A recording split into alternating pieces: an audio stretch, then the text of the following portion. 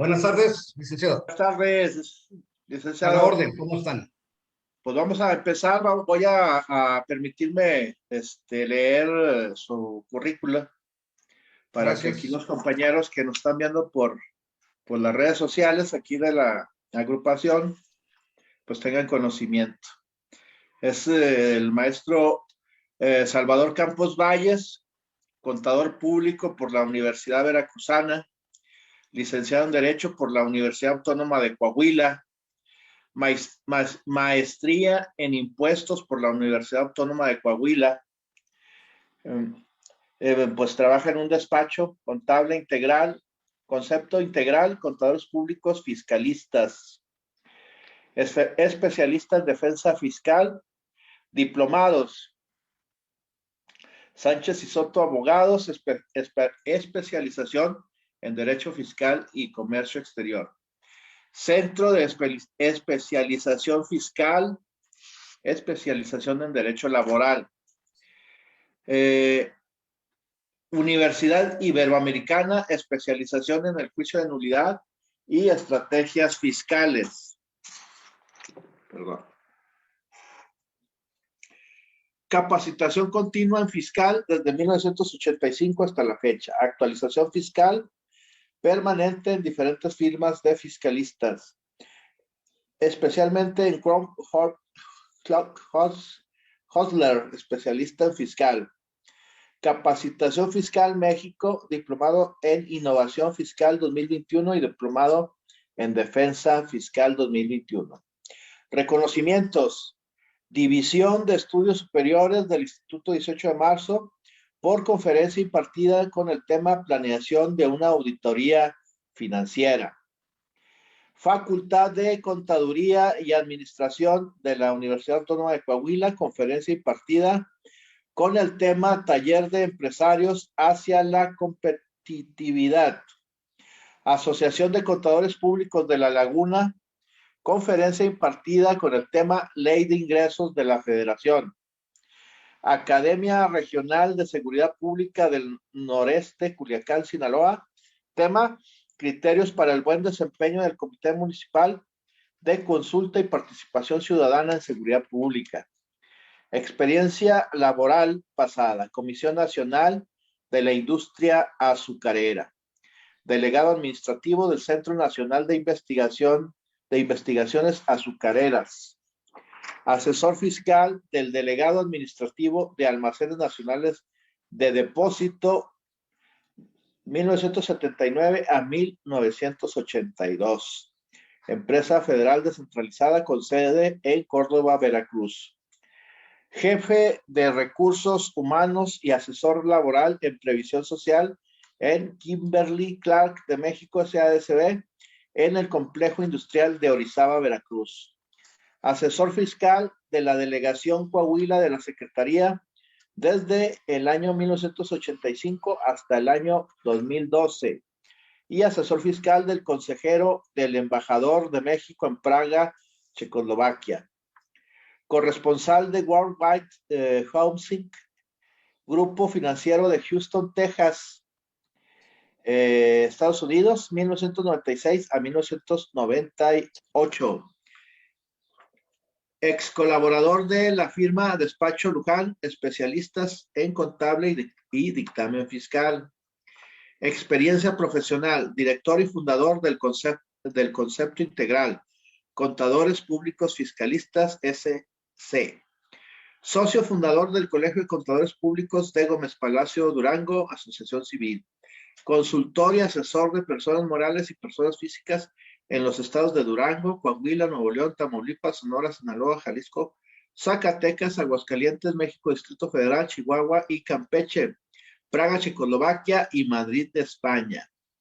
Expresidente del Club de Leones de Ciudad de Durango, expresidente del Consejo de Participación Ciudadana en Seguridad Pública en Gómez Palacio Durango, asesor fiscal del Contralor del Congreso de la Unión, asesor fiscalista del municipio de Ciudad Lerdo, Durango, gestor fiscal para los cabildos de los municipios de Durango, Pueblo Nuevo, Canatlán, Guadalupe Victoria y Santiago Papasquiar. Pues es muy amplio su currículum, y agradecerle, maestro, por haber aceptado darnos esta plática, esta participación que con agrado pues la tomamos todos, cada uno de nosotros. Y pues sin mayor preámbulo, pues le cedo la palabra a fin de que pues empiece con su exposición. Muchas gracias.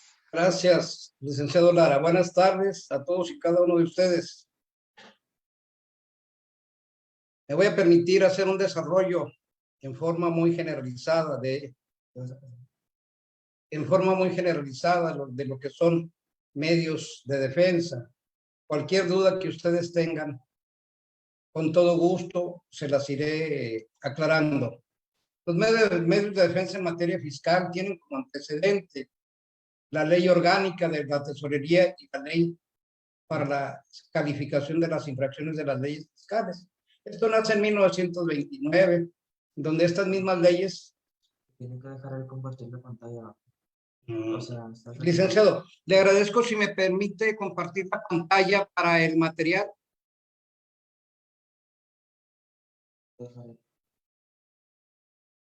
Bueno. Licenciado Lara. Sí, sí, pues adelante. No sé si usted pueda, que ya está lista, me informan. ¿Ya está lista? Sí. Perfecto. Adelante. Desde la primera. Ya está. Ya la estamos viendo. Perfecto. Muy bien.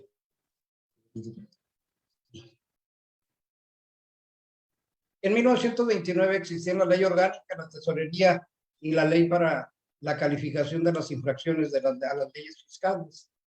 Estas mismas leyes nos proporcionaban el medio de defensa para el particular perjudicado. En base a ello, como opciones se encontraban el recurso de oposición en ese tiempo o reconsideración ante la propia autoridad y el jerárquico ante una autoridad superior. ¿Qué quiere decir? Que anteriormente, en esos años, pues no era tan vasto la experiencia dentro del aspecto fiscal. No había, la gente tenía mucho temor, inclusive, para recurrir a un medio de defensa. Inclusive en la actualidad sucede eso. El 1 de enero de 1967 entra en vigor la Ley de Justicia Fiscal como primer paso de creación de tribunales administrativos, iniciando con ello las actividades del Tribunal Fiscal de la Federación. En ese entonces, la autoridad fiscal era muy omisa en recibir los recursos de revocación porque no le daba mucha relevancia, inclusive el Poder Ejecutivo tampoco le daba la relevancia a este medio de defensa. Les pido un favor, me disculpan, tengo un tratamiento dental en mi parte superior y probablemente me trabe un poquito en mi exposición, pero pues es parte del trabajo también. Adelante, en maestro. 1938 entra en vigor el Código Fiscal de la Federación. Así, este mandamiento le da la competencia al Tribunal Fiscal Federal, regulando a la vez el recurso de revocación. Tengo que hablar de todo esto, abogados, tengo que hablar en forma general de todo esto, en razón de que para poder llegar a la parte toral de lo que es el recurso de revocación, tenemos que cumplir primeramente con el antecedente, el origen precisamente del por qué tendría que promoverse un medio de defensa fiscal, en este caso el recurso de revocación. En el año 2000, el Congreso de la Unión aprueba reformas al tribunal, cambiando el nombre al Tribunal Federal de Justicia Administrativa. Ya anteriormente era Tribunal Fiscal Federal, posteriormente en el 2000 cambia al Tribunal Fiscal de Justicia Administrativa, Federal de Justicia Administrativa. Y a partir del año 2006 entra en vigor la Ley Federal de Procedimiento Contencioso Administrativo, que es la que actualmente nos rige, derogando con ello el título sexto del Código Fiscal de la Federación, relativos a los artículos del 192 al 163, perdón, 197 al 163, en donde precisamente hablaba del procedimiento contencioso administrativo. Y es por ello que inicia con gran auge a partir de esta fecha el gran el movimiento relacionado al medio de defensa fiscal. Todos estos conceptos son regulados en el procedimiento contencioso administrativo, tanto el recurso de revocación como el recurso de inconformidad y el juicio de nulidad, que en realidad no se llama juicio de nulidad, sino se llama procedimiento contencioso administrativo. Todo lo regula primeramente en su parte superior por la Constitución Política de los Estados Unidos Mexicanos, luego por la Convención Americana sobre Derechos Humanos, Ley Federal de los Derechos del Contribuyente, así como el Código Fiscal de la Federación, la Ley Federal del Procedimiento Contencioso Administrativo, la Ley de Amparo, Ley Orgánica del Tribunal Federal de Justicia Fiscal y Administrativa, Ley Orgánica de la Procuraduría de la Defensa del Contribuyente, así como resoluciones misceláneas desde el 2015 hasta la fecha, y como todas las tesis aisladas y jurisprudencias publicadas en el Semanario Judicial de la Federación, que vienen desde 1917.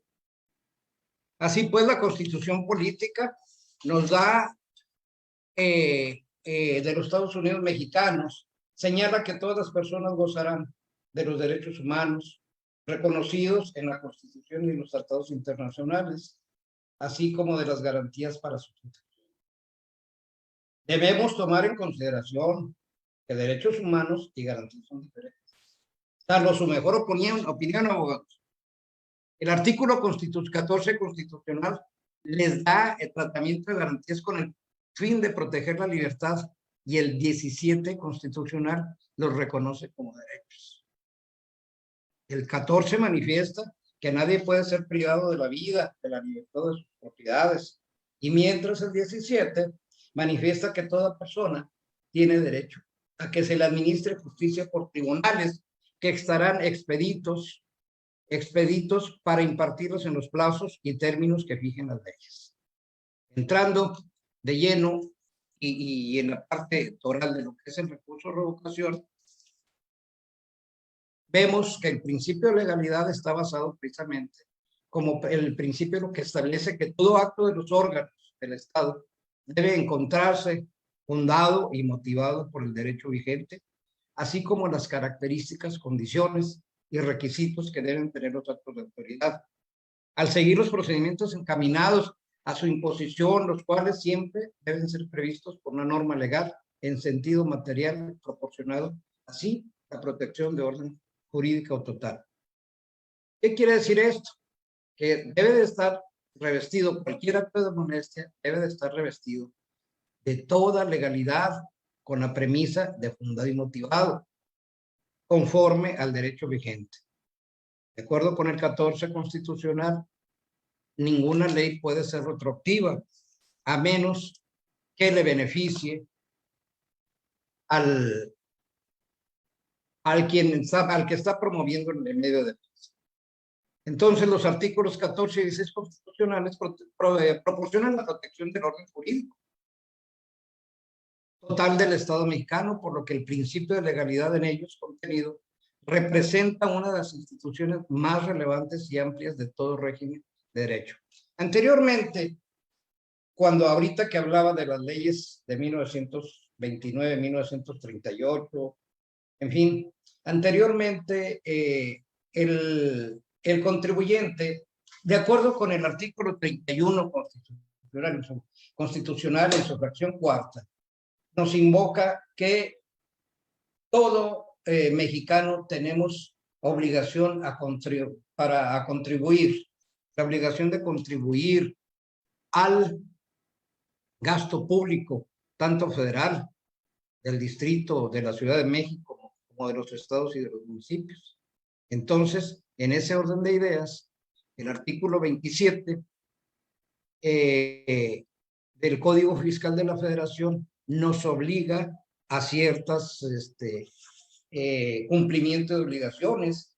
En su fracción, en su apartado A, la fracción primera, nos dice que no entiendo por qué ponen primeramente el cumplimiento de obligaciones y luego posteriormente el cumplir con el registro, el registrarse en el padrón de contribuyentes. Pero igual es una de las obligaciones fiscales que se tienen.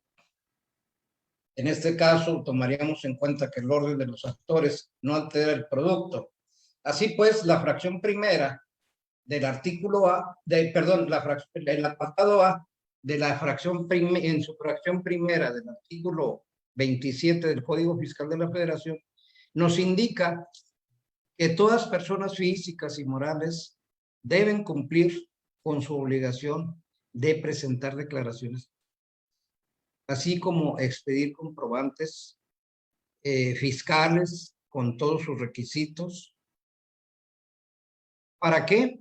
Para que precisamente estemos cumpliendo con la obligación tributaria que nos indica el artículo 31 constitucional.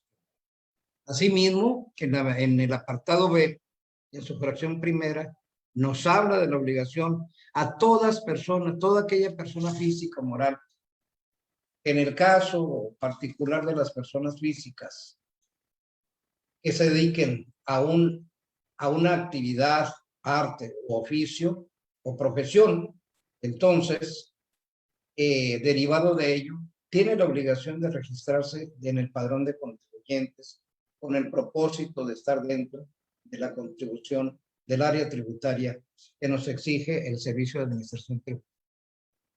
Asimismo, en las personas morales, al constituirse como sociedades, tienen la misma obligación también de registrarse en el padrón de control.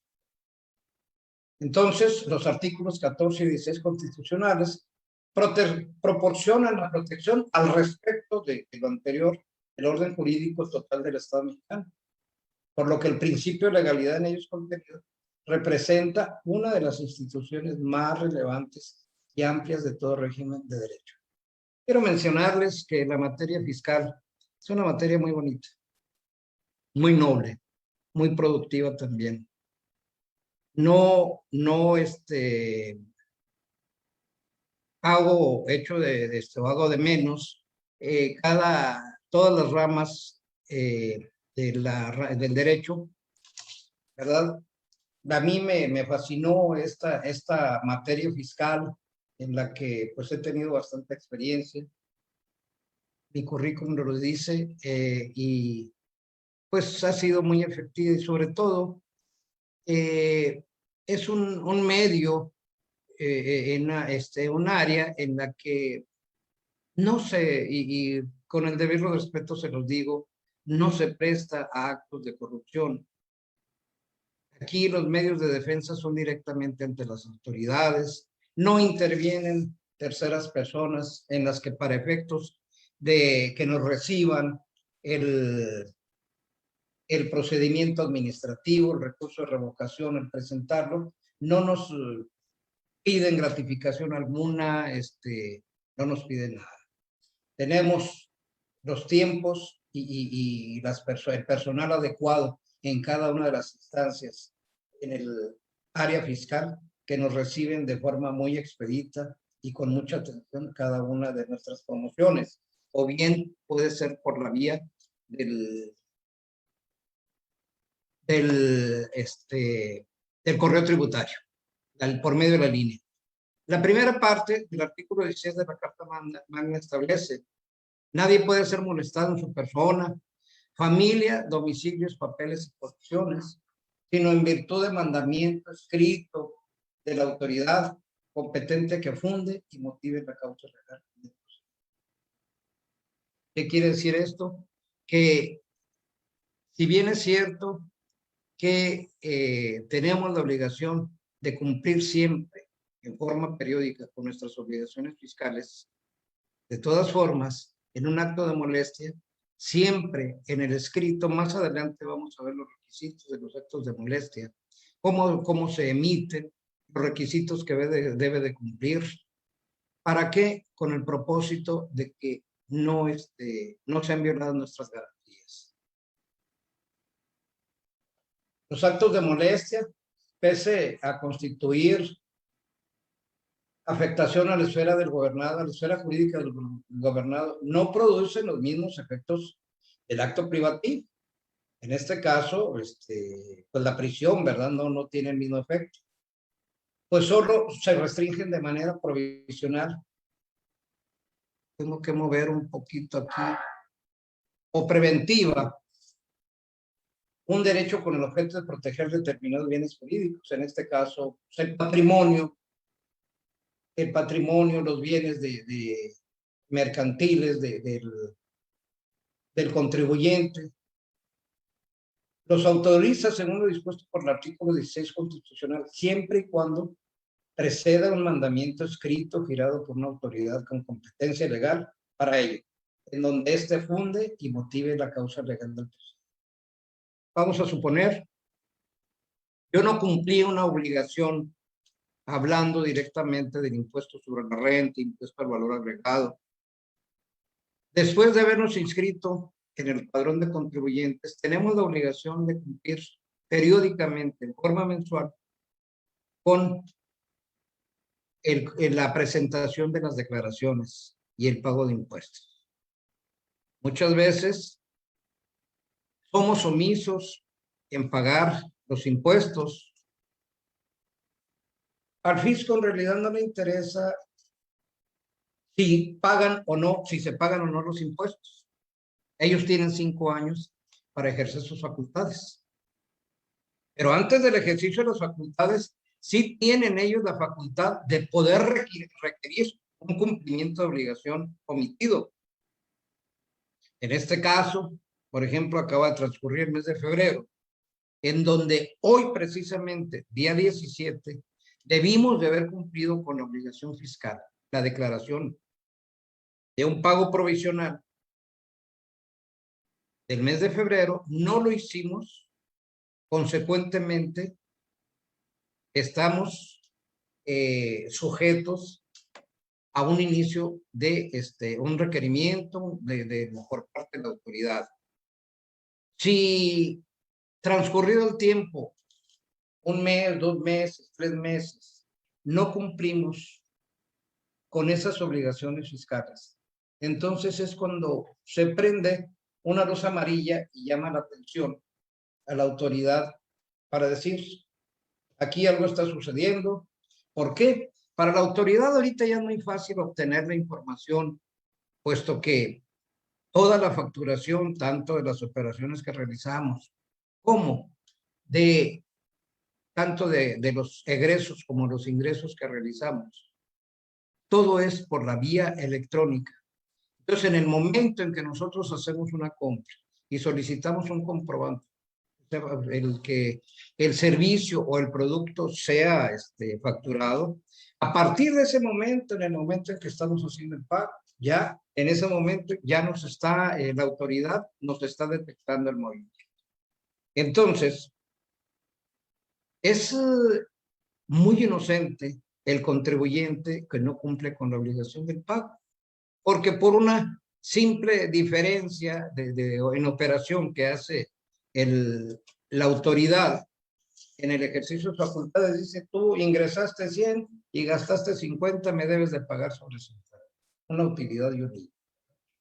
Aún así, el contribuyente, confiado en que la autoridad no va a hacer nada, pues bueno, que dice, así me llevo, así me voy y así me voy. Para efectos de que nosotros sigamos cumpliendo con nuestras obligaciones fiscales, debemos de solicitar una firma electrónica, debemos de solicitar una autorización de un certificado para poder elaborar nuestras facturas de las operaciones, para poder cumplir con nuestras obligaciones fiscales. Todas esas obligaciones fiscales a las que me refiero en el caso de no cumplimiento, precisamente nos llevan a que la autoridad fiscal emita un acto de molestia y que precisamente esto redunda en que conforme al principio de legalidad del artículo, en el artículo 16, se pueden distinguir los siguientes derechos a la seguridad jurídica. Entonces, ante la omisión de esas obligaciones, la autoridad nos va a requerir de tal manera que debamos de cumplir. Pero, ¿qué es lo que debe de cumplir cada acto de molestia? ¿Cuáles son lo que debe de contener? En este caso, se señala que el órgano estatal del que provenga un acto que se traduzca en una molestia debe encontrarse investido con facultades expresamente consignadas en una norma legal en sentido material para emitir. Ley, códigos, artículos, incisos, en fin. En su fracción 2, en el inciso 2, el acto o procedimiento por el cual se infiere una molestia debe estar previsto en cuanto a su sentido o alcance por una norma legal. De aquí deriva el principio precisamente de que los órganos o autoridades estatales solo pueden hacer aquello que expresamente les permite la ley. A título personal, aquí habla de un principio en el que los órganos o autoridades estatales, federales o estatales, solo pueden hacer aquello que expresamente les permite la ley. Los principios jurídicos o los principios generales del derecho, yo no los encuentro en ninguna ley, con la reserva de que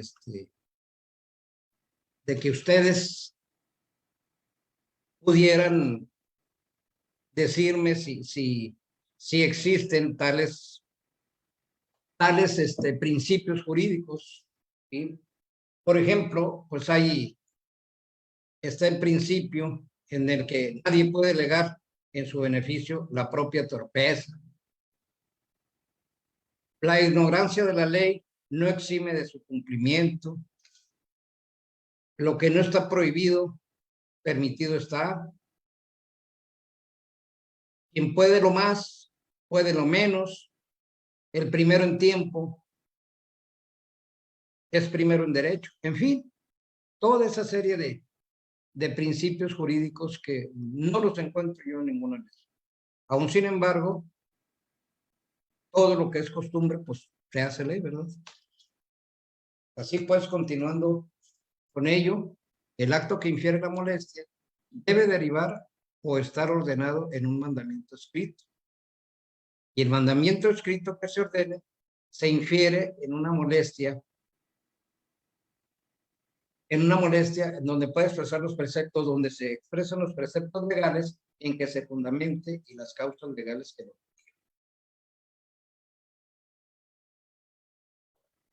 entrando en materia, los requisitos del artículo 38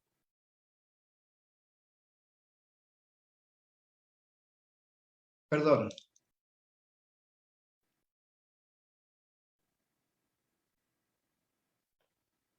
Los requisitos del artículo 38 dice, hablando del acto de molestia, nos indica que los actos administrativos que se deban notificar deberán tener por lo menos los siguientes requisitos. ¿Por qué hago todo este preámbulo para llegar al recurso de revocación? El recurso de revocación precisamente tiene su inicio, origen en un ejercicio de facultades de la autoridad. La autoridad, en el artículo 42 del Código Fiscal de la Federación, tiene facultades para revisar toda nuestra contabilidad, para revisar artículo 42, 43, 44, 45, 46 y hasta el 48. Se habla de ejercicio de facultades para hacer revisiones en domicilios fiscales, para hacer revisiones de gabinete, que son el llevar la contabilidad a la oficina de la autoridad, la revisión por medios electrónicos de la contabilidad electrónica, la revisión en materia aduanera, que es el sector en comercio exterior, ¿verdad? Entonces, todo incumplimiento a esas obligaciones, pues nos llevan a que se emitan actos de molestia por parte de la autoridad. Entonces, los actos de administrativos que se deban notificar deberán tener por lo menos los siguientes requisitos. Ya lo manifesté. Constar por escrito en documento impreso o digital, tratándose de actos administrativos que consten en documentos digitales y deban ser notificados personalmente o por medio del buzón tributario. Deberán tramitarse codificados a los destinatarios. Hace tiempo, cuando yo llegaba este tipo de documentos a los contribuyentes, era un temor constante. Un temor constante, ¿por qué? Porque como no se estaba acostumbrado al medio de defensa, se tenía miedo inclusive llegar a hacer la aclaración, aunque se tuviese cumplida la obligación, ¿verdad? Entonces, pues esto ha cobrado mucha relevancia. Consecuentemente, hay supuestos en los que contribuyentes, muy altos contribuyentes, hablando de políticos reconocidos, han logrado echar abajo multas, ejercicio de facultades de las autoridades, tomando en consideración, hace un momento decía que precisamente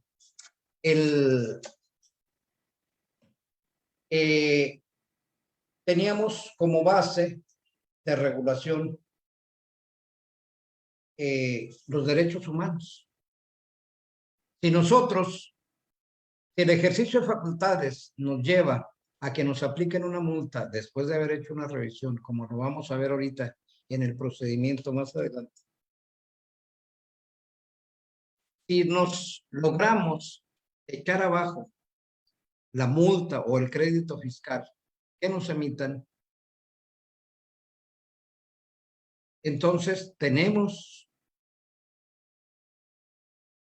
la Comisión Nacional de Derechos Humanos en su ley y en su reglamento interno, nos favorece para que en un momento dado, al obtener el beneficio de la cancelación de esas multas, de esas facultades, anteriormente el contribuyente no se defendía porque decía, prefiero pagar la multa a pagar a un abogado en sus honorarios para que lleve el medio de defensa y al final a lo mejor lo voy a perder. Entonces mi gasto va a ser doble. Pago de multa y pago de los gastos del abogado. En la actualidad, yo en lo personal, en una medio de defensa, yo garantizo, si no gano, no cobro los honorarios. No los cobro. Si ya cobré algo, los regreso. Suena medio patético eso, ¿verdad? Pero es la realidad, me gusta hacer así. ¿Por qué? Porque precisamente quien promueva o quien ofrezca este tipo de servicios, pues debe actuar con honradez, con sensibilidad, ser tenaz, tener pasión en ello, ser muy minucioso,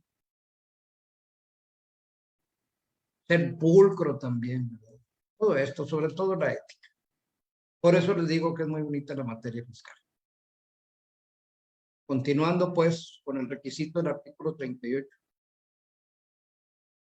Nos dice en la fracción segunda que en el escrito debe de señalarse la autoridad que lo emite. ¿Quién lo emite? Delegado administrativo del Seguro Social, delegado administrativo del Instituto Nacional para el Fondo de la Vivienda de los Trabajadores, servicio de administración tributaria. Asimismo, debe de contener el lugar y la fecha de emisión. Debe de estar fundado y motivado y expresar la resolución, objeto o propósito de que se trata. Quiero hacerles el comentario que el recurso de revocación, o más adelante lo veremos, va dirigido, se dirige a la autoridad que emite el acto de molestia y que emite la multa también.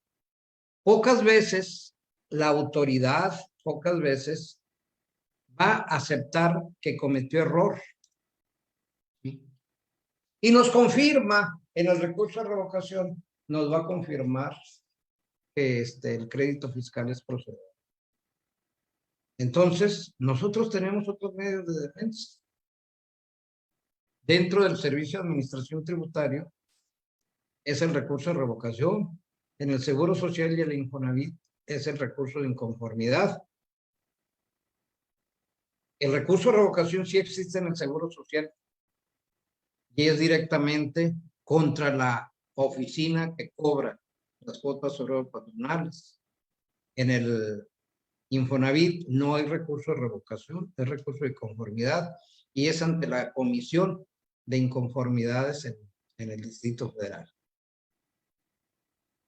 Fracción tercera señala lugar y fecha de emisión. La cuarta, estar fundado, motivado y expresar la resolución, objeto o propósito de que sea.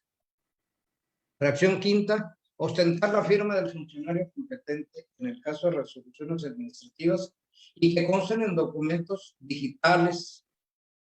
Deberán contener la firma electrónica avanzada del funcionario competente, la que tendrá el mismo valor que la firma autógrafa. Asimismo, señalar el nombre o nombre de las personas a que vaya dirigido. Cuando se ignore el nombre de la persona a la que va dirigido, se señalarán los datos suficientes que permitan su identificación. Cuando van y notifican este tipo de documentos, en la actualidad, ya las autoridades sacan fotografía del inmueble, sacan fotografía de la persona que los está atendiendo. Por eso nosotros debemos también de ver que se cumplan con todos estos requisitos, de tal manera, de tal suerte, que tengamos la oportunidad posterior de lograr defendernos. Entonces, en el ejercicio de las facultades de comprobación de las autoridades, el Código Fiscal de la Federación contempla diversas facultades de las autoridades fiscales. Primeramente, con la finalidad de verificar el cumplimiento de las disposiciones fiscales y, en su caso, determinar impuesto por pagar, determinarlas, comprobar la comisión de delitos y proporcionar información a otras autoridades fiscales. Así, las autoridades recaudatorias verifican el debido cumplimiento de las obligaciones fiscales de los contribuyentes, responsables solidarios y terceros relacionados con ellos. Los contribuyentes pueden ser sujetos a distintas revisiones, como son la revisión de gabinete, las visitas domiciliarias y la revisión de dictámenes de contadores públicos. Al hacer mención la autoridad en este párrafo anterior, que se verifican el debido cumplimiento de las obligaciones fiscales de los contribuyentes, responsables solidarios y terceros relacionados con ellos. Los responsables solidarios puede ser el contador, el abogado, que son los que están afectos a la realización de la defensa laboral, de la defensa de la materia contable, que son los responsables. Entonces ellos se convierten en solidarios. Y los terceros relacionados con ellos son los proveedores o sus trabajadores. ¿Sí? Entonces, ¿qué quiere decir? Si en un momento dado la autoridad, al ejercer facultades, resulta que el contribuyente no le entrega ninguna información, ellos no la sufren mucho, ni batallan tampoco más, sino que se van directamente a sus archivos, a sus instancias que tienen en cuanto a sus aplicaciones electrónicas, y de ahí sacan por medio de la expedición de las facturas, de los comprobantes de gastos y de ingresos del contribuyente, aunque las declaraciones vayan en ceros, no se paga ningún impuesto. Entonces, esa luz preventiva que decía hace un momento, es una luz preventiva para la autoridad, en donde dice, aquí me están evadiendo o eludiendo impuestos. Una cosa es la elusión. La elusión, a veces, precisamente con estrategia fiscal, la planeación fiscal, se logra tenerla con el propósito de disminuir el impuesto a pagar. En cambio, la evasión, pues es un delito que constituye pena corporal, privativa de la libertad. Entonces, los terceros relacionados con ellos vienen siendo sus proveedores y sus trabajadores. Yo ya le emití al contribuyente una orden de visita, no me cumplió con la información que le cumplí. Bueno, que le solicité, pues me voy con el trabajador, le pregunto a qué se dedica tu patrón, a tal o cual cosa, y le pido información. No tiene la obligación de entregarla por parte del trabajador. La única obligación que pudiese solicitarlo o pedirle sería su comprobante de nómina. Entonces, con el simple hecho de estar generando una nómina, se concluye que hay un ingreso generado precisamente para enfrentar esa nómina. Y los terceros relacionados con ellos son los proveedores, en los que les proveen precisamente, o con los clientes también. ¿Por qué? Porque en la contabilidad, en los comprobantes electrónicos, allí aparecen los datos de los clientes y de los proveedores. Entonces, ¿qué dicen? Nos vamos con los clientes o los proveedores. Dime cuánto le compraste a esta persona, dime cuánto te vendió esta persona, y de ahí le determinan los impuestos. Posteriormente viene el acto de molestia, precisamente, que debe de cumplir con todos estos. En principio de cuentas, si no se cumplen las obligaciones, ya vendrán, como lo dije en un principio de intervención. Son 5 años lo que tiene la autoridad de decir, no me pagues, en los 5 años no me pagues. No hay ningún problema. Nada más que el día que te agarre, hasta la Procuraduría Fiscal te puede llegar. Ahorita ya está muy sensible la ley antilavado,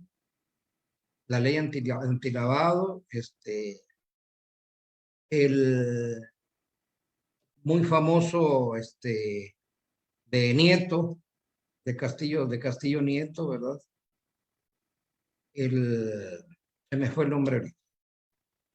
Entonces, podemos estar de acuerdo con actividades susceptibles, ese tipo de actividades, ¿verdad? Entonces, hay que tener mucho cuidado.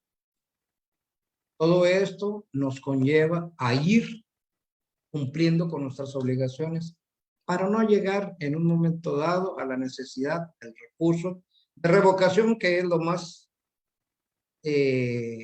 normal. De igualmente, las facultades de la autoridad nos sirven para ratificar los errores aritméticos, omisiones u otros que aparezcan en las declaraciones. En la fracción 2 solicita al contribuyente que exhiba su contabilidad. Aquí estamos hablando ya del artículo 42 del Código Fiscal de la Federación, en donde inicia la facultad de la autoridad para practicar las visitas a los contribuyentes, los responsables solidarios y terceros relacionados, revisar los dictámenes fiscales formulados por contadores públicos sobre los estados financieros de los contribuyentes y practicar las visitas domiciliarias. Estas visitas domiciliarias a veces se vuelven muy agresivas, porque dependiendo del cumplimiento de obligaciones, si no se llevan en forma efectiva, se corre el riesgo de que procedan a inmovilizar la contabilidad, como previendo una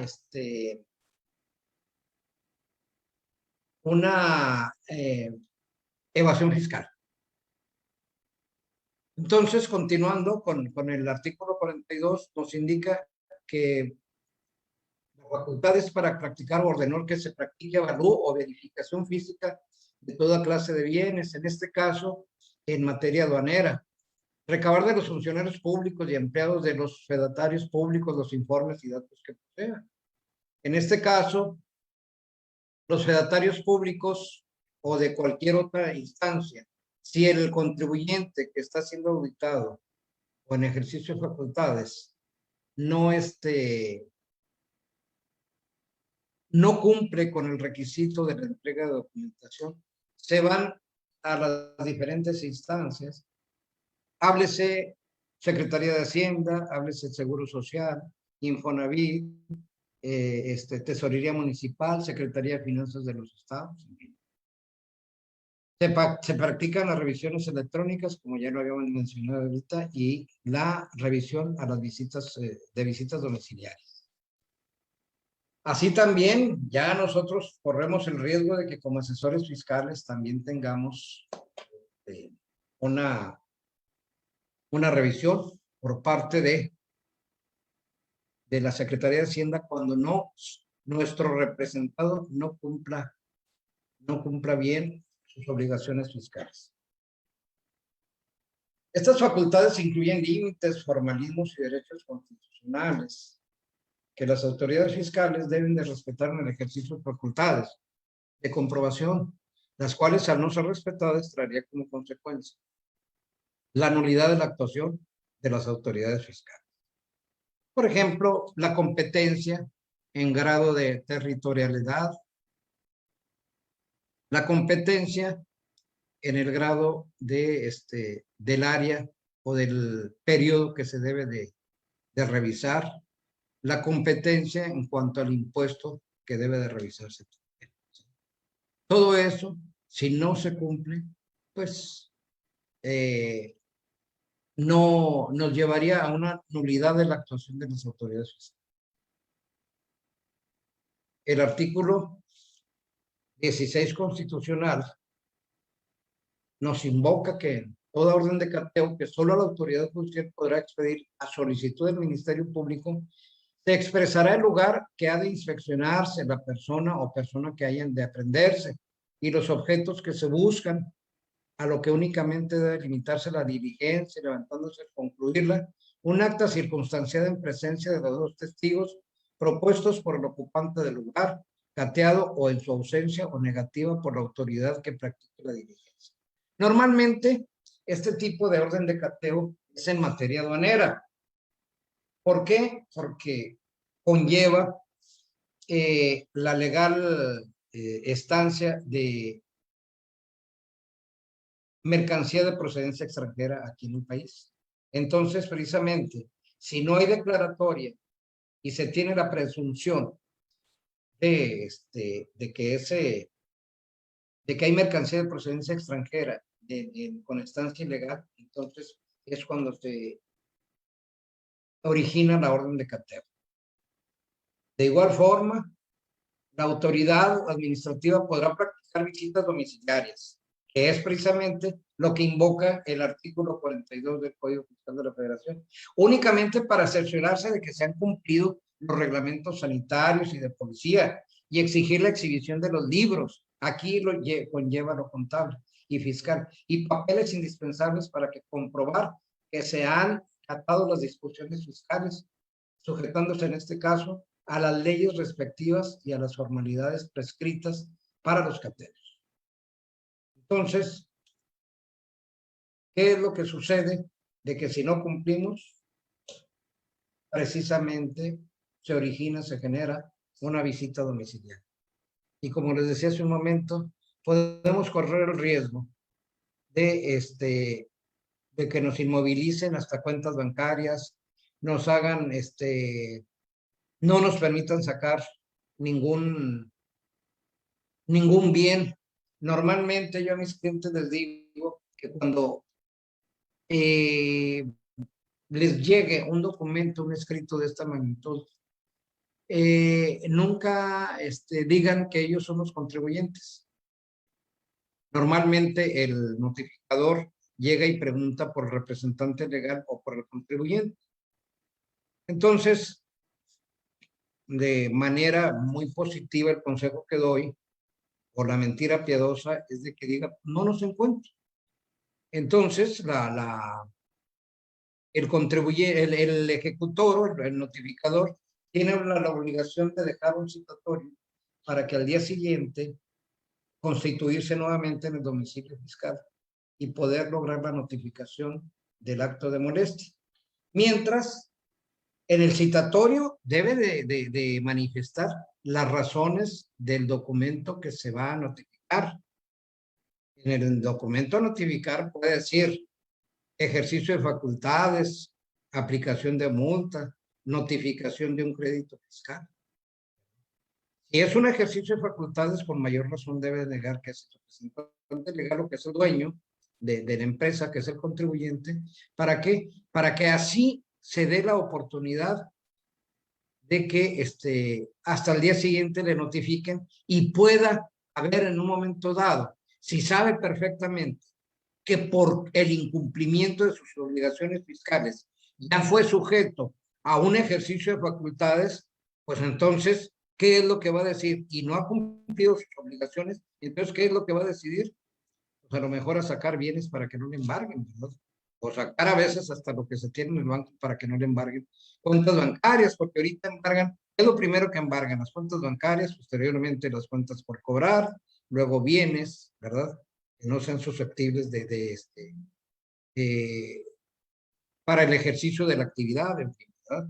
Entonces las disposiciones fiscales deben sujetarse en estos casos a las leyes respectivas y a las formalidades prescritas para cateos.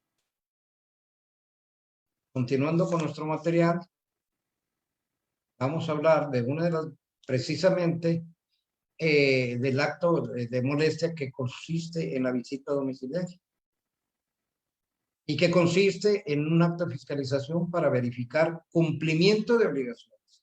¿Cuáles son las obligaciones? Presentación de declaraciones, estar inscrito en el registro federal de contribuyentes, cumplir con los trabajadores en cuanto a su seguridad social, cumplir con el pago de los impuestos. Aquí habla de obligaciones fiscales y en el caso, si hay mercancía de procedencia extranjera, pues las aduaneras. De los contribuyentes, los responsables solidarios o terceros con ellos relacionados.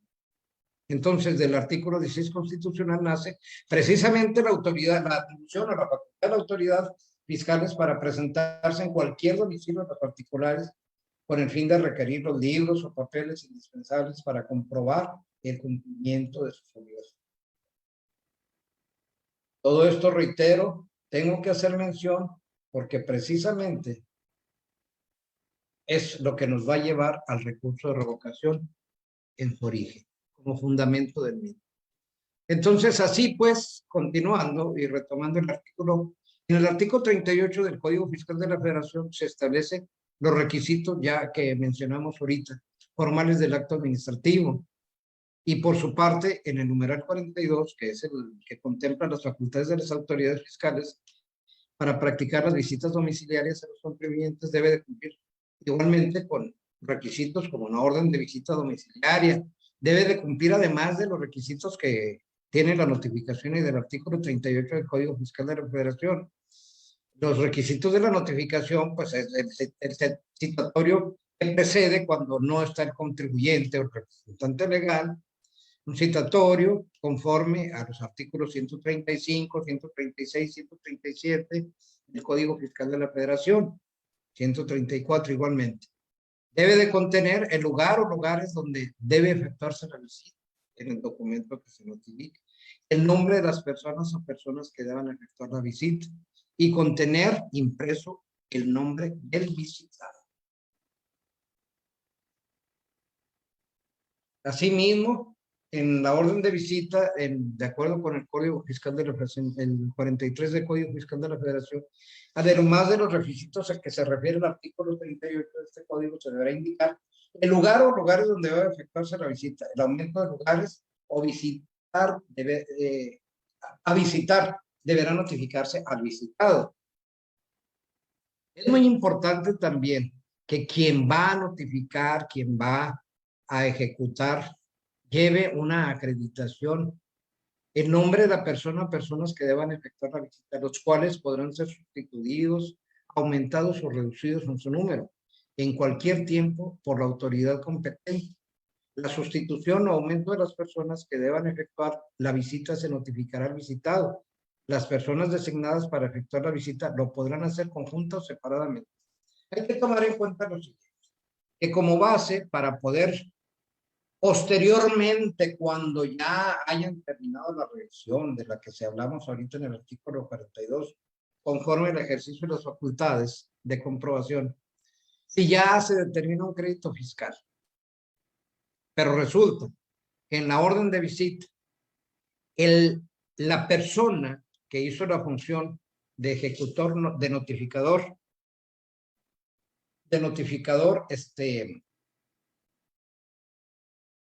tiene dos tipos de identificación, inclusive tres. Puede ser una, su credencial de lector. Dos, su gafete en donde que haya sido emitido por el área correspondiente.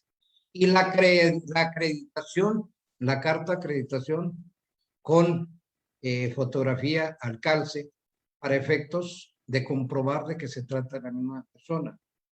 ¿Por qué el gafete y por qué la credencial de lector?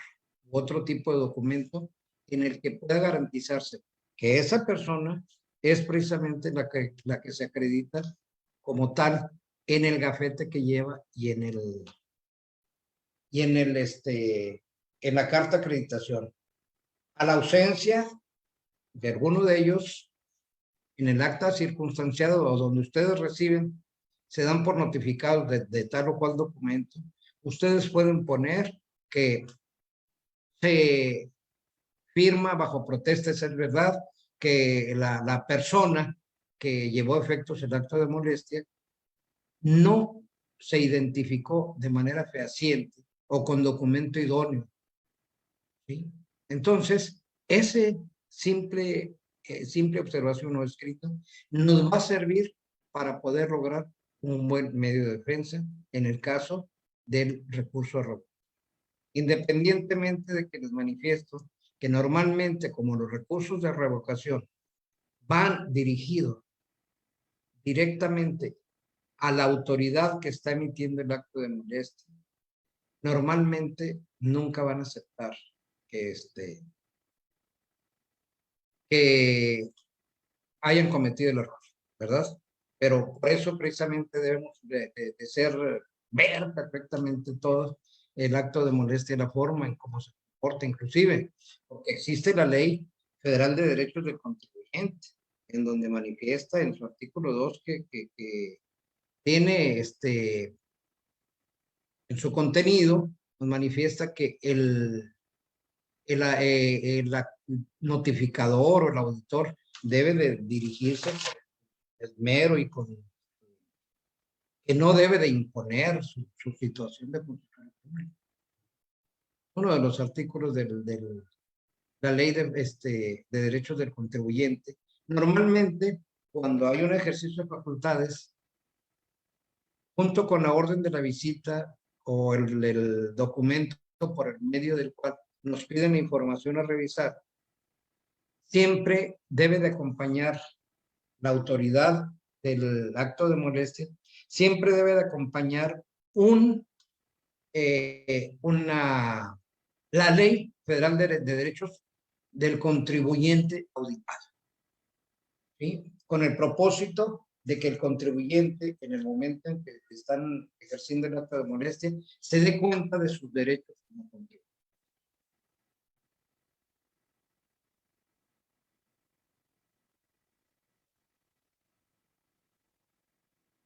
Continuamos.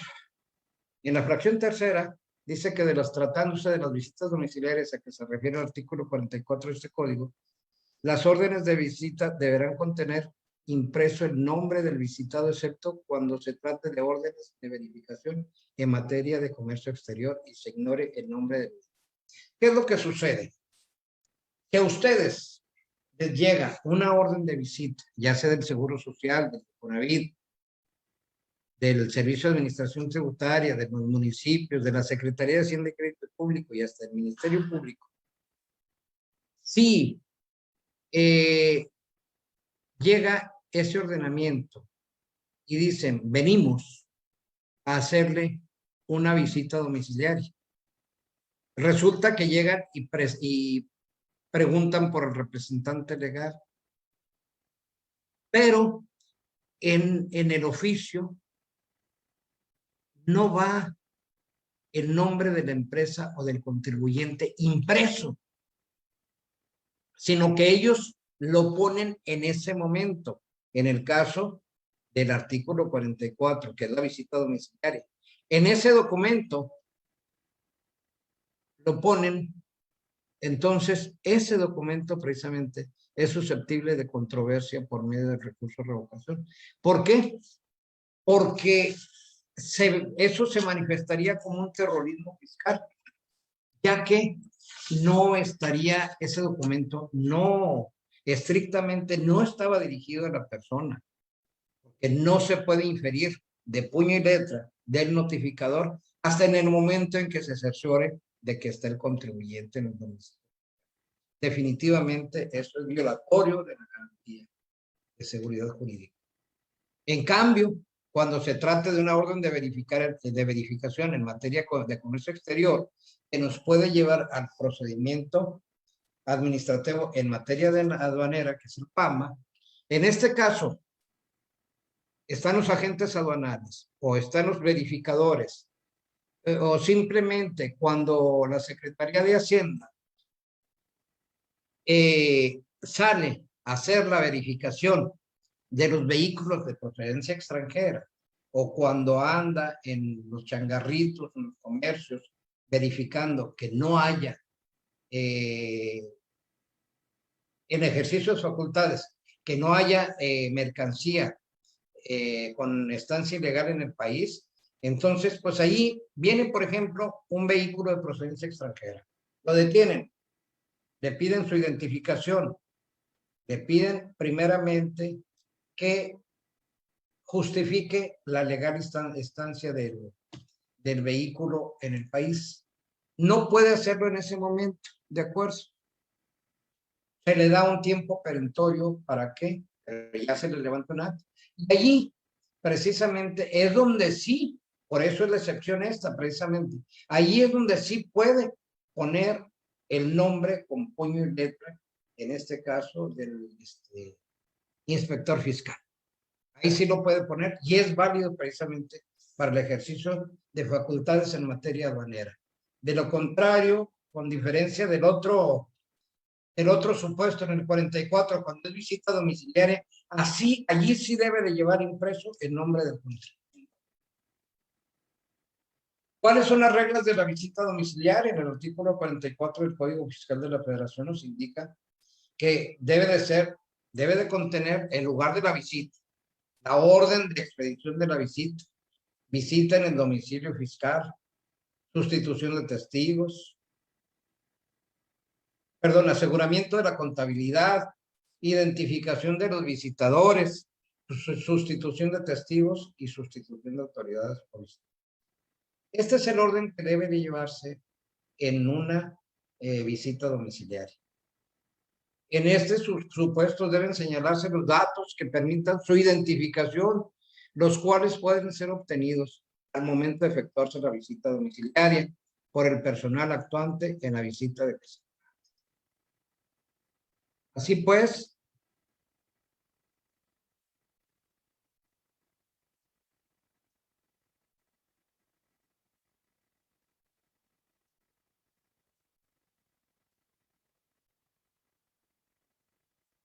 hablábamos un momento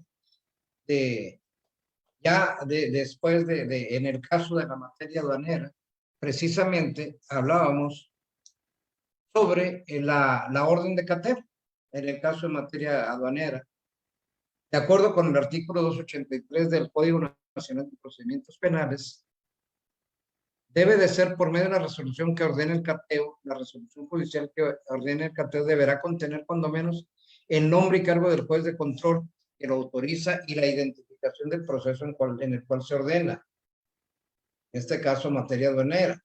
La determinación concreta del lugar o los lugares que habrán de ser cateados y lo que se espera encontrar en estos. Hace un momento les hablaba por qué esta es la orden de cateo. Hace un momento les hablaba al respecto de la materia aduanera y les hacía mención de que cuando se detiene un vehículo de procedencia extranjera y no se comprueba en ese momento la legal estancia del vehículo de procedencia extranjera en el país, puede ser susceptible del decomiso del vehículo. Si transcurrido un tiempo no se presenta a comprobar la legal estancia y el vehículo extranjero en el país, si no tiene forma de comprobarlo, se le inicia un procedimiento administrativo de ejecución. Pero ya para esto, dentro de ese documento en donde se le tomaron sus datos generales, las características de su persona, todo completamente, y su identificación, queda registrado en el Servicio de Administración Tributaria en materia aduanera. Y, o bien puede ser detenido en ese momento, de acuerdo con el Código Nacional de Procedimientos Penales y con la ley en materia aduanera, puede ser detenido como presunto contrabandista. Entonces, es muy delicado el hecho de traer un vehículo o tener mercancía extranjera, ¿verdad? Pero no se cumple al 100% este tipo de formalidades. ¿Por qué? Porque por cuestiones políticas, ustedes se dan cuenta que los vehículos de procedencia extranjera están protegidos por esa federación. Bueno, ahí es cuestión política y son cuestiones electorales, que no me gustaría meterme en esos temas. Entonces, cuando aún terminado, si no hubiese una detención, porque fue una detención en flagrancia por la presunción del contrabando del vehículo o de la mercancía que se traiga, ese bien pasa, si en el término perentorio, en 10 días, no se justifica la legal estancia, entonces ese bien pasa a propiedad del fisco federal. ¿Para qué? Para que posteriormente en un remate o bien se dé el ordenamiento de entregar a la beneficencia pública los bienes que se retiren. Aún así, independientemente de que se retire el bien o se retire la mercancía, el sujeto al que se le retiró el vehículo o la mercancía de procedencia extranjera está sujeto a un procedimiento administrativo de ejecución en materia aduanera. Un procedimiento administrativo en materia aduanera. Queda sujeto, se aplican los aranceles, se determina un crédito fiscal. Se le notifica el crédito fiscal al infractor. Si no lo cumple, entonces es cuando se ordena el cateo precisamente por parte de la autoridad. En este caso se aplica el procedimiento administrativo de ejecución. En el caso de ser, pues, infracciones por parte de altos contribuyentes, entonces sí es cuando se toma en cuenta este tipo de órdenes de cateo, que ya viene precedido por parte de la Comisión del Código Nacional de Procedimientos Penales e interviene la Procuraduría Fiscal. Cuando en un caso de evasión fiscal se presenta la Procuraduría Fiscal, pues ya ni Dios Padre nos quita, a menos que se resarza al fisco de de la evasión fiscal y se cubran los daños efectuados al fisco federal. La determinación en la fracción segunda, la determinación concreta del lugar o los lugares que habrán de ser cateados y lo que se esperan encontrar en estos. En la fracción tercera, el motivo del cateo, debiéndose indicar o expresar los indicios de los que se desprenda la posibilidad de encontrar en el lugar la persona o personas que hayan de atenderse por los objetos que se buscan. ¿Qué quiere decir con esto también? Que puede ser de que en un vehículo de procedencia extranjera se traiga mercancía. Al traerse la mercancía y pasa a poder del fisco federal, puede presumirse que en el domicilio de esa persona pudiese haber más mercancía de procedencia extranjera o vehículos de procedencia extranjera igualmente. Entonces, allí es precisamente donde se da el efecto de esta orden de cateo, precisamente para el cumplimiento de esos pagos y de evasión fiscal.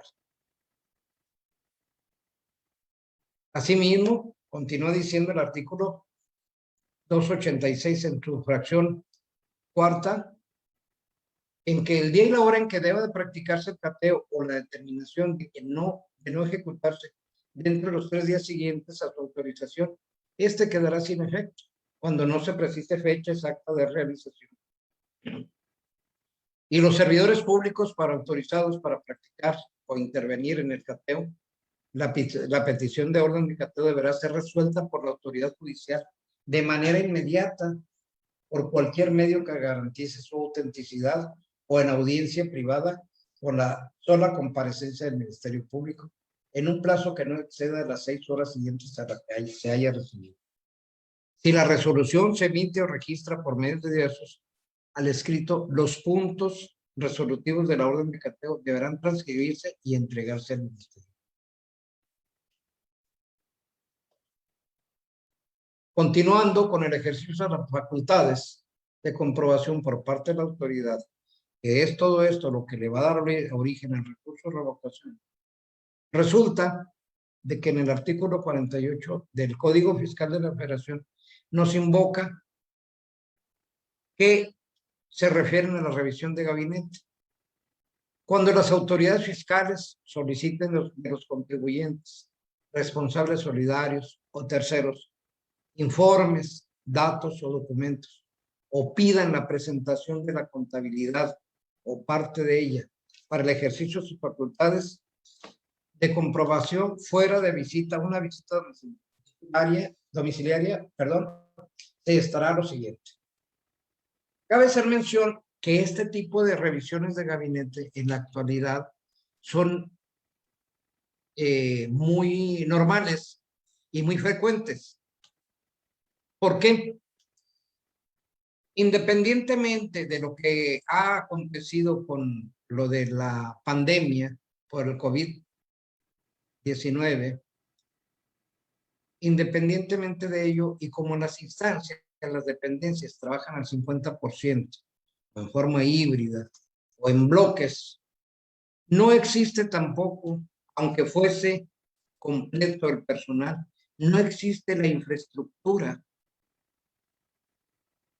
necesaria para poder cumplir este tipo de ejercicio de facultades en el universo del padrón de contribuyentes. ¿Qué quiere decir esto? Que entonces, a manera de una ejercicio de facultades expedito, bien, se hace el ordenamiento por medio del buzón tributario, se manda una invitación por medio de la cual se requiere, es un documento que va firmado con la firma electrónica y codificado por parte de la autoridad que lo emite y del responsable de la instancia con su firma electrónica y tiene valor cierto para efectos del ejercicio de las facultades. Entonces, indica la fracción primera que la solicitud se notificará al contribuyente de conformidad con lo establecido en el artículo 134 del presente ordenamiento. Aquí en este caso, independientemente Yo hace un momento hice mención de que la invitación o el requerimiento puede ser por medio del buzón tributario. Aquí en este caso, en este supuesto, no lo manifiesta como que se va y se notifica directamente al domicilio fiscal de contribuyente el documento del ordenamiento. ¿Sí? En la fracción 2, o sea, en forma presencial, no en forma virtual. La fracción 2 manifiesta que en la solicitud se indicará el lugar y el plazo en el cual se deba proporcionar los informes o los documentos. Normalmente, este tipo de documentos nos indica que el lugar en el lugar se refiere al domicilio de la autoridad, porque es una revisión de gabinete. O sea, gabinete es el escritorio de la autoridad, es el domicilio de la autoridad. Y en el plazo en el cual se debe proporcionar, debe de mencionar el tiempo, que normalmente son de 15 días, a partir del día siguiente hábil en la fecha en que surte su servicio. Si hoy fue notificado el acto de molestia o el documento, el ordenamiento, si hoy se notifica, mañana surte sus efectos y empieza a correr el término a partir del viernes. ¿Para qué? Para proporcionar los informes o documentos. Independientemente de ello, más adelante nos invoca el mismo código fiscal en otro apartado, de que si la revisión abarca más de un periodo fiscal. ¿Qué es un periodo fiscal? El periodo fiscal abarca del 1 de enero, el ejercicio fiscal, perdón, abarca del 1 de enero al 31 de diciembre. Y el periodo fiscal son meses, semanas, días. Esa es la diferencia.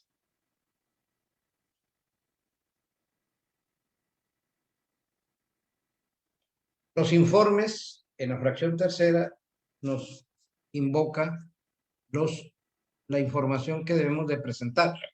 Perdón, los informes, libros o documentos requeridos deberán ser proporcionados por la persona o a quien se dirigió, a quien se dirigió la solicitud o por su representante legal.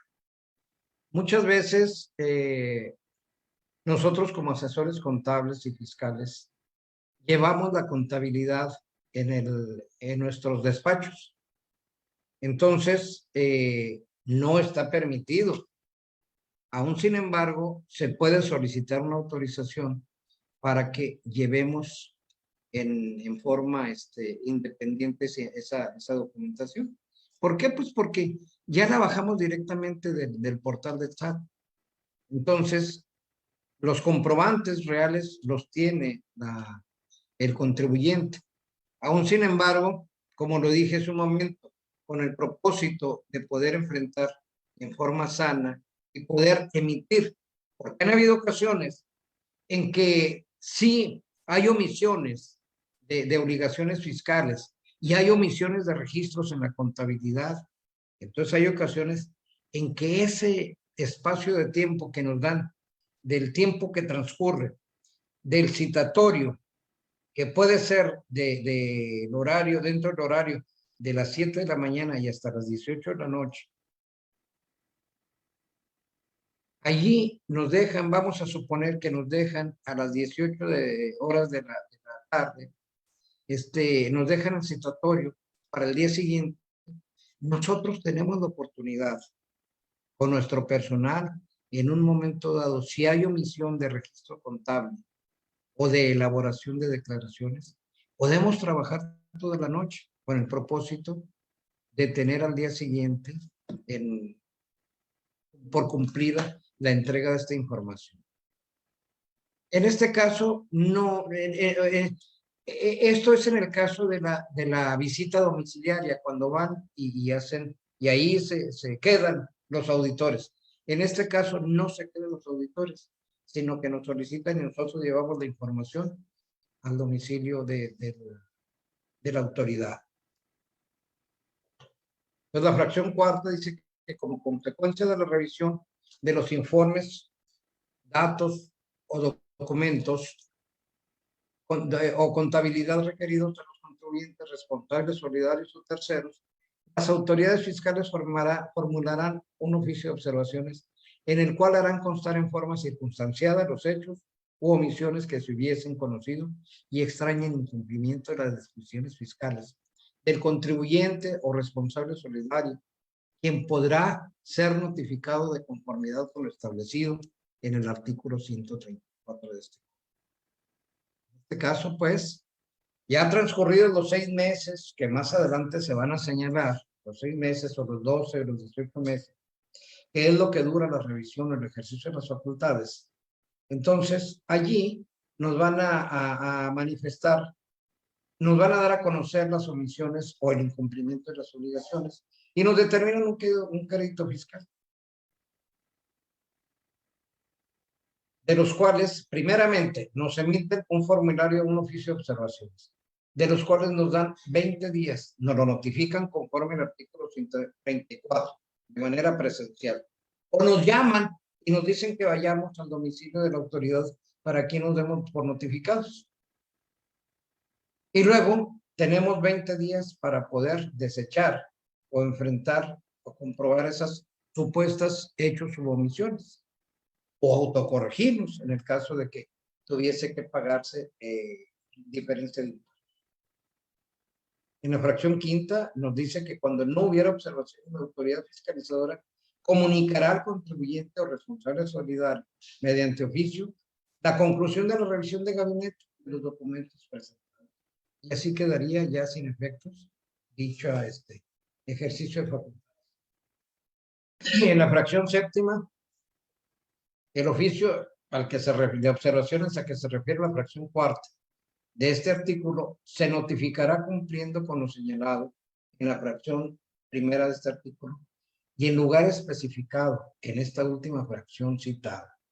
El contribuyente o el responsable solidario contará con un plazo de 20 días, como lo manifesté hace un momento, contados a partir del día siguiente al en que surta efectos la notificación del oficio de observaciones, para presentar los documentos, libros o registros que desvirtúen los hechos u omisiones asentados en él mismo, así como para optar por corregir su situación fiscal.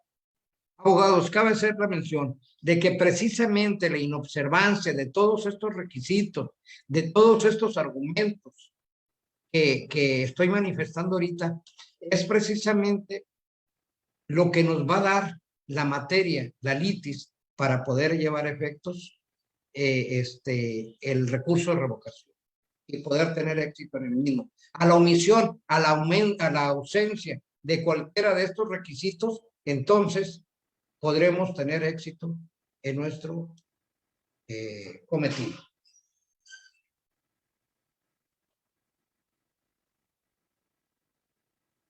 Continuando con el artículo 48, nos manifiesta que cuando se trate más de un ejercicio revisado o cuando la revisión abarque además de uno o varios ejercicios revisados, fracciones de otro ejercicio, se ampliará el plazo por 15 días más, siempre que el contribuyente presente aviso del plazo inicial de 20 días. Se tendrán por consentidos los hechos u omisiones consignados en el oficio de observaciones si en el plazo probatorio el contribuyente no presenta documentación comprobatoria que los desvirtúe. El plazo que se señala en el primero y segundo párrafos de esta fracción es independiente del que establece en el artículo 46 de este código, 46A de este código. El 46A se refiere a que todo ejercicio de facultades debe de ser por un lapso hasta de 12 meses nada más. Si transcurrido ese año no se da este pliego de observaciones, ese oficio de observaciones, entonces se puede solicitar la nulidad del ejercicio de las facultades y todo lo que hayan hecho los auditores, todas las revisiones que hayan hecho, trabajo, y que nos hayan determinado un crédito fiscal y que nos hayan determinado multas y todo infraccionado. Entonces, si no se hace, si no se ejercen las facultades dentro de ese periodo del 12 meses, entonces queda sin efecto toda la revisión y el impuesto que se debiera no se paga. Asimismo, al referirse a estos 15 días más, Esto es relacionado con el artículo 53, inciso C del Código Fiscal, A, B y C del Código Fiscal de la Federación, en el que pues, nos dice que si es por más de un ejercicio, de varios ejercicios, porque como la autoridad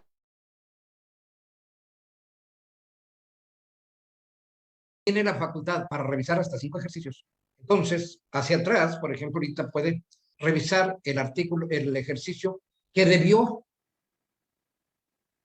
que se declaró o debió haber sido declarado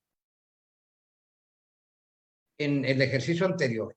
Aquí estaríamos hablando, por ejemplo, el ejercicio del 1 de enero al 31 de diciembre del 2020, todavía no se termina el plazo para las personas morales para cumplir con la obligación de su declaración anual.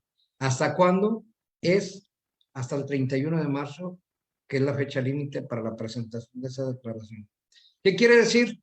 Que entonces el ejercicio último que se declaró o debió haber sido declarado es el ejercicio de 2019.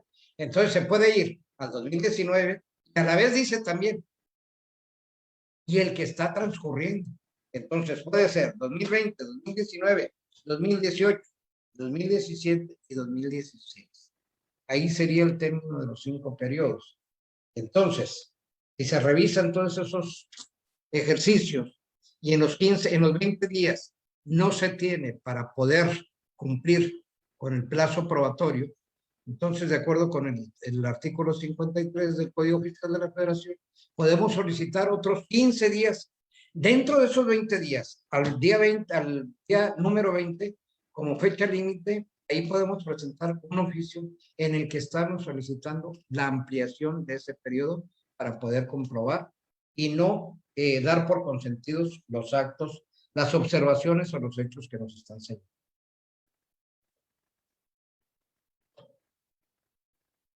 Y nos dice que tratándose de la revisión a que se refiere la fracción cuarta de este artículo, cuando ésta se relaciona con el ejercicio de las facultades a que se refieren los artículos 79, estos son sobre la banca. No tiene sentido, aquí dice que podría ampliarse por una sola vez por un plazo de un mes a solicitud del contribuyente. Entonces, la fracción octava, dentro del plazo para desvirtuar los hechos u omisiones, pues esto es parte de lo que nos interesa, nos dice que en el oficio de observaciones a que se refieren las fracciones sexta y séptima, el contribuyente podrá optar por corregir su situación fiscal en las diferentes contribuciones objeto de la revisión, mediante la presentación de la forma de corrección de su situación fiscal, de la que proporcionará copia a la autoridad revisora. ¿Qué quiere decir con esto? Ya se tienen presentadas declaraciones, por medio de las cuales se pagaron impuestos sobre la renta, impuesto al valor agregado, impuestos sobre productos del trabajo, IEPS, en fin, impuesto en materia aduanera, al comercio exterior, en fin, todo eso. Bien puede ser que el ejercicio de facultades nada más normalmente es por un solo impuesto. Bien puede ser por ISR, bien puede ser por IVA, bien puede ser por IEPS. Nunca en forma conjunta, ¿verdad? Entonces, sí, ya están presentadas las declaraciones fiscales y nos determinan diferencias en esas declaraciones fiscales, porque dentro del ejercicio fiscal del 1 de enero al 31 de diciembre, los periodos son precisamente cada uno de los meses. Son cada uno de los meses. Entonces, derivado de ello, es que se consideran pagos provisionales o declaraciones provisionales, las cuales son susceptibles de poder presentarse declaraciones complementarias hasta por 3 veces, que es precisamente a lo que se refiere aquí.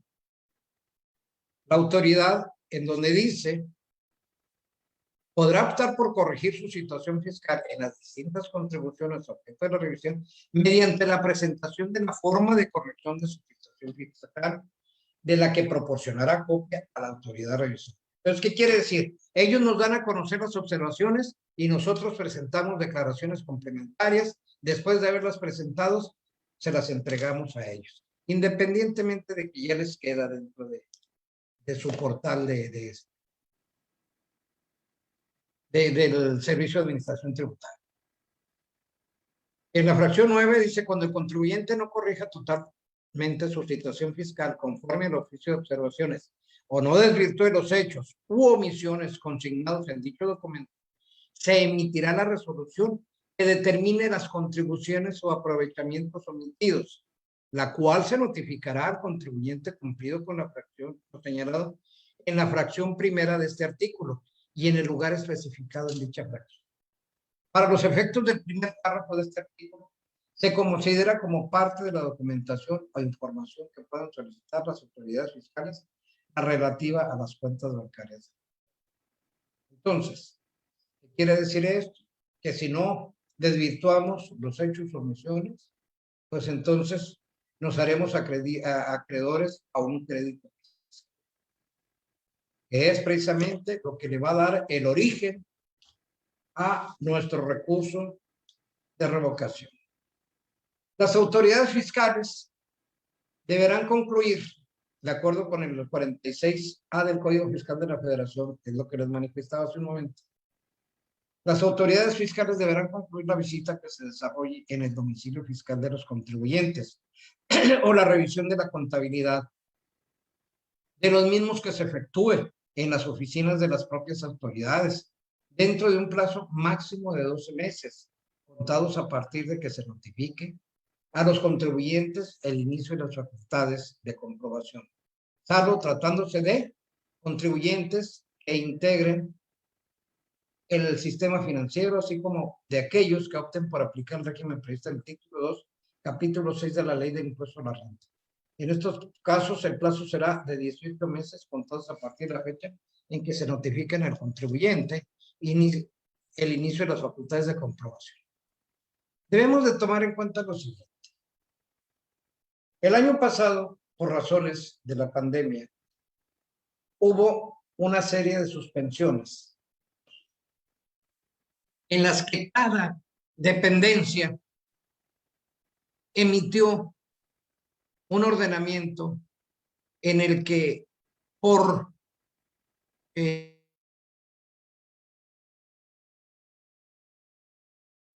recomendación de los comités de salud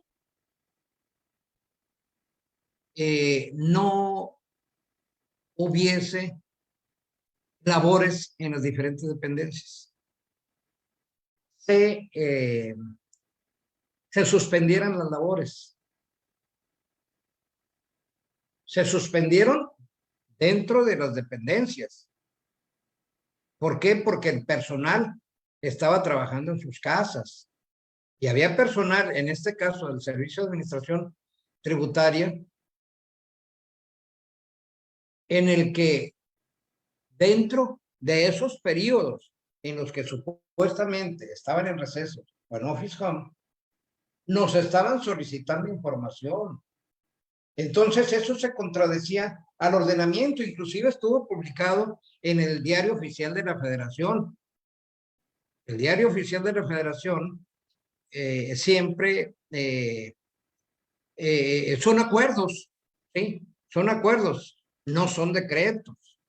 El decreto, cuando se publica en el Diario Oficial de la Federación, pues bueno, ya surte sus efectos para que empiece la vigencia de los mismos. En este caso, eran acuerdos por parte de las autoridades, ¿sí? Y en el caso del Código Fiscal de la Federación, tiene mayor relevancia. Entonces, allí no se tomaría en cuenta la suspensión de esas fechas. Si a mí me iniciaron facultades el 1 de enero del 2020 y luego vamos a hablar del 1 de diciembre del 1 de julio del 2019, ¿sí? Entonces, allí transcurrieron 6 meses del 2019 y transcurrieron 6 meses del 2020. Dentro de ese periodo de los 12 meses es cuando se emite se decreta la pandemia.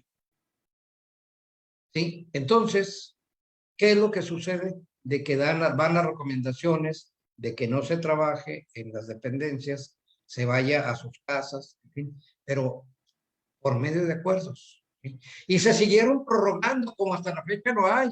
Hay muchas dependencias que tienen a personal en estado mórbido, ¿sí? Tienen a su personal en sus casas, pero trabajan desde sus casas. ¿Sí? Entonces no quiere decir que esto haya, les dé la facultad a ellos para prolongar más de esos 12 meses, como lo dice, de lo que invoca aquí el artículo 46A. Ellos dicen, es que se suspende. No, no tiene por qué suspenderse. ¿Por qué? Porque el trabajador siguió trabajando desde su casa.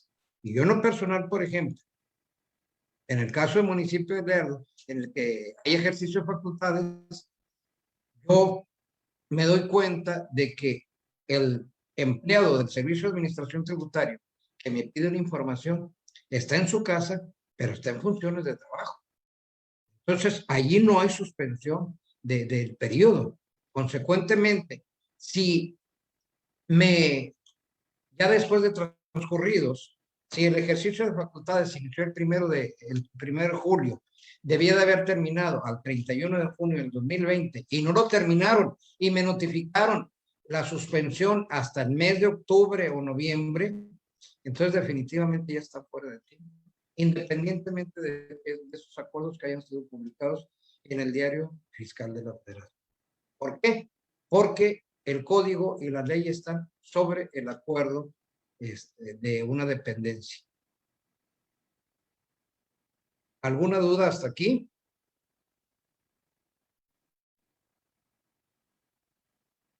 Continuando,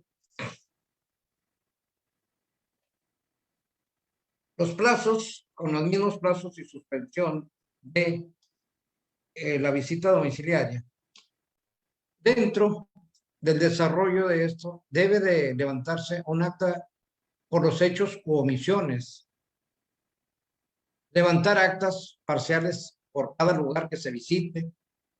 En el caso de si hay presunción de evasión de documentación, colocación de sellos o marcas, firmas sin cierre de entrega de actas parciales o complementarias por cada documentación, por cada ejercicio de facultad, por cada visita que haga dentro del ejercicio de las facultades de la autoridad, se levantará un acta parcial o complementaria y tendrán que haber levantamiento de actas, una de firma de cierre y entrega del acta final.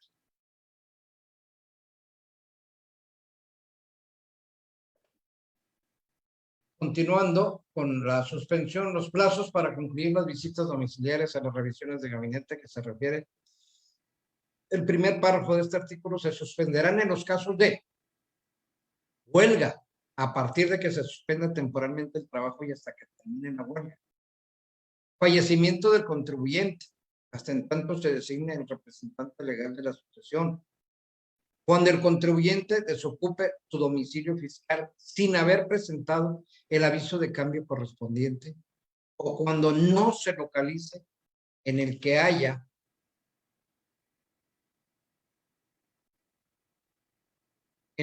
señalado hasta que se le localice, cuando el contribuyente no atienda el requerimiento de datos, informes o documentos solicitados por las autoridades fiscales para verificar el cumplimiento de sus obligaciones fiscales durante el periodo que transcurra entre el día del vencimiento del plazo otorgado en el requerimiento y hasta el día en que conteste o atienda el requerimiento, sin que la suspensión pueda exceder de 6 meses. En el caso de 2 o más solicitudes,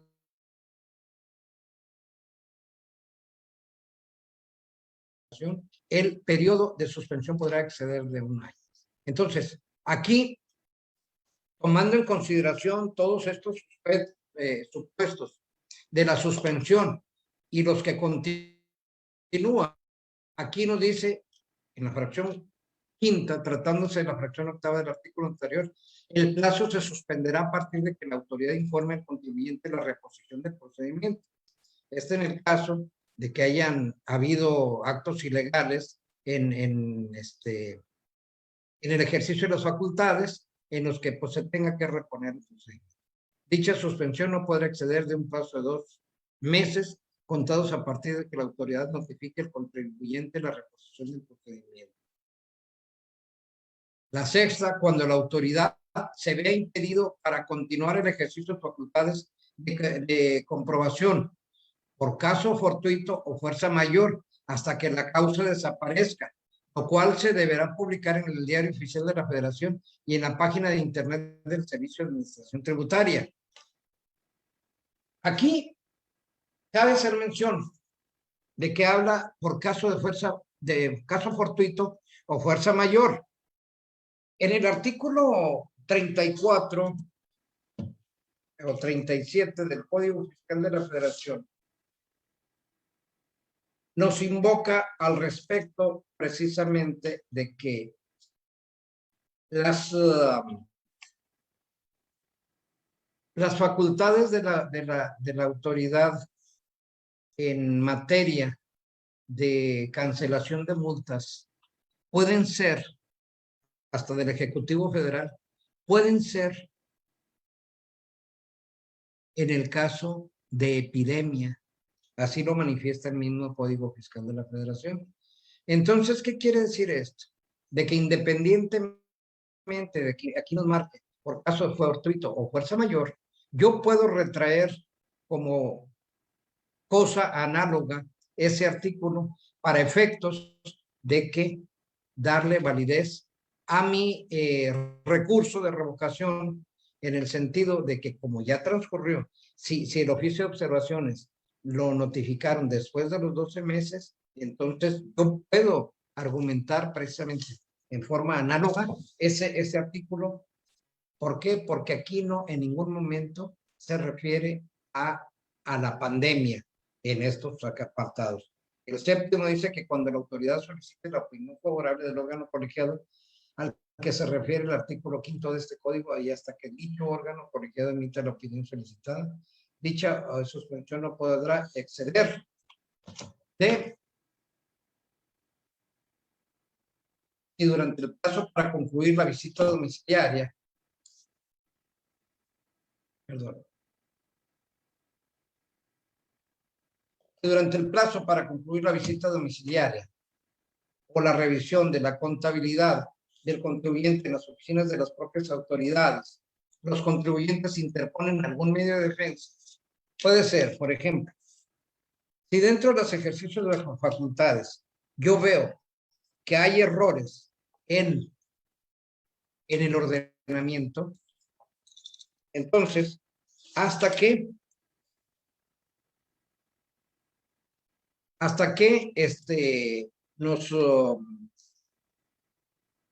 nosotros podemos promover un recurso de revocación hasta contra el mismo ordenamiento, ¿sí?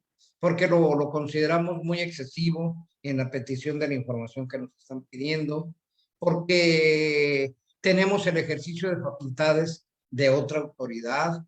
En el caso de las dependencias de gobierno, hay veces en que la auditoría superior, la entidad superior del Estado o la auditoría superior está ejerciendo facultades, tienen en su poder la documentación y luego llega el Servicio de Administración Tributaria y va a hacer la revisión, entonces ahí podemos presentar un recurso en el que manifestemos de que no podemos cumplir con la obligación de la presentación de la información que nos requieren.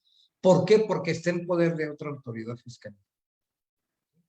Entonces, allí ellos nos dicen, ahí se suspende precisamente el periodo pero nunca, independientemente de que se suspenda, siempre tiene que ser todo dentro de los 12 meses que nos indica el artículo 46. Cuando las autoridades no levanten el acta final de visita o no notifiquen el oficio de observaciones, o en su caso, el de conclusión de la revisión dentro de los plazos mencionados, se entenderá concluida en esa fecha, quedando sin efecto la orden y las actuaciones que de ella se derivaron durante el... ¿Qué quiere decir? Que si transcurren los 12 meses y no nos emiten ese oficio de observaciones, de hechos, observaciones, entonces, sin tocar baranda, como luego dicen, queda sin efectos el ejercicio de las facultades. Y todo lo que hayan revisado y todo lo que hayan determinado y todo lo que hayan hecho queda sin efectos. Y el impuesto que hayan presumido que se tenía que pagar, definitivamente no se pagará. El plazo del crédito fiscal. En el artículo 50 nos invoca que las autoridades fiscales, al practicar visitas a los contribuyentes, o al ejercer las facultades de comprobación a que se refiere el artículo 48 de este código, que es la revisión de gabinete, conozcan de hechos u omisiones que entrañen incumplimiento de las disposiciones fiscales, determinarán las contribuciones emitidas mediante resolución que se notificará personalmente al contribuyente o por medio del buzón tributario, dentro de un plazo máximo de 6 meses, contado a partir de la fecha en que se levante el acta final de la visita o tratándose de la revisión de la contabilidad de los contribuyentes que se efectúe en las oficinas de las autoridades fiscales, a partir de la fecha en que concluyan los plazos a que se refieren las fracciones sexta y séptima del artículo 48 de este código. ¿Qué quiere decir? Que si dentro del plazo de los 12 meses nosotros nos notifican el oficio de observaciones y no hacemos ninguna aclaración al respecto, entonces ya la autoridad dentro de los 6 meses siguientes nos va a emitir el crédito fiscal, que va a ser la base y origen de nuestro recurso de revocación. Entonces, aquí, en razón del transcurso de cómo opera precisamente los términos, inicia con un citatorio, después se notifica el registro de la revisión, de los cuales tenemos 15 días para poder entregar, cumplir con lo que nos requiere. Allí inicia precisamente la revisión. Posteriormente, a los 6 meses, deberá de haber un oficio de observaciones. Dentro de los 6 meses deberá de ser un oficio de observaciones cuando terminen el ejercicio de facultades, y luego emitirán ese escrito desvirtuando. Después de esos 20 días nosotros podremos emitir un escrito desvirtuando las observaciones. Si no logramos hacerlo, entonces ellos tienen un periodo de 6 meses para poder emitir el crédito fiscal. Punto dice, nos dice, la revisión de la contabilidad tiene un plazo de 6 meses. Para concluirla, el plazo se puede ampliar por 2 periodos más de 6 meses cada uno. En total, la visita podría durar como máximo 18 meses. Una cosa, aquí, si ustedes se dan cuenta, ellos dicen, podrán.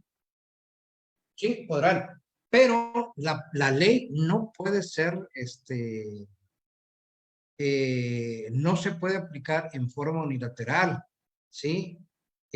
No puede aplicarla ellos nada más a su beneficio, ¿sí?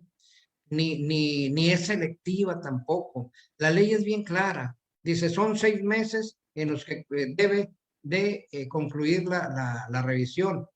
En el caso de que se ampliara, tendría que haber un ordenamiento en el que dijera, después, a partir de esta fecha, se prorroga por otros 6 meses y hasta por 18, ¿sí?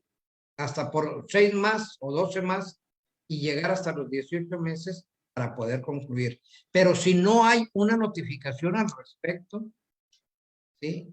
Si no hay una notificación al respecto, definitivamente ese ejercicio de facultades es ilegal y procedería el recurso de revocación en el caso para poder desechar, dejar fuera sin efectos esa auditoría.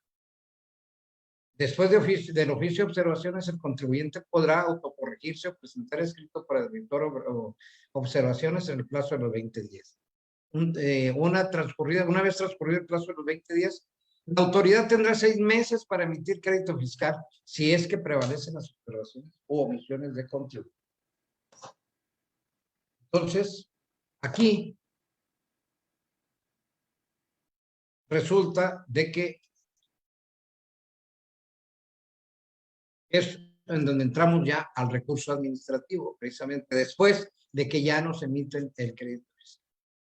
Por eso la relevancia de conocer las defensas del gobernado ante el Estado personificado en el fisco, pues son necesarias en los casos en que el fisco, al apartarse de la auténtica norma jurídica, afecta los intereses de los sujetos. Si dentro de todo este ejercicio de facultades que acabamos de desarrollar, de ver, de cómo inicia, de si está fundamentado, si está motivado, si cumplieron con todos los requisitos que marcan todos y cada uno de la legislación fiscal, iniciando desde lo invocado por la Constitución Política de los Estados Unidos Mexicanos, leyes, códigos, en fin, si se cumplió con todo ese requisito, pues definitivamente sería inútil llegar a a un término positivo en el recurso de revocación. Aún sin embargo, independientemente de que estuviese todo bien requisitado, bien motivado y fundamentado, bien puede ser que haya errores en el ejercicio de la misma facultad, en el desarrollo de las mismas. Perdón, cosa muy concreta. Si a mí, ya después de concluido el ejercicio de las facultades, me dicen, te determinamos esta omisión de impuesto, observamos esta omisión de impuesto, que no lo pagaste en forma completa, por lo tanto te determinamos un crédito. Hay que tomar en cuenta, un principio de la conversación esta, manifestamos, perdón, voy a tomar un poquito de agua.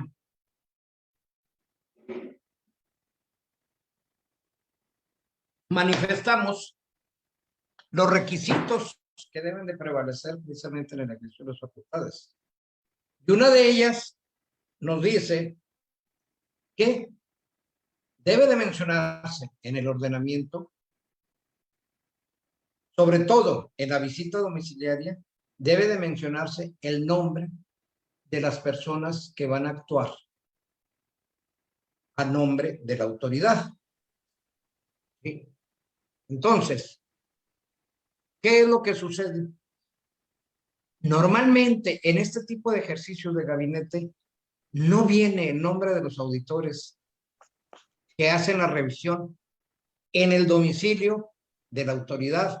Consecuentemente, allí tenemos materia precisamente para poder recurrir en revocación la resolución o el crédito fiscal que nos impusieron. Sí, licenciado.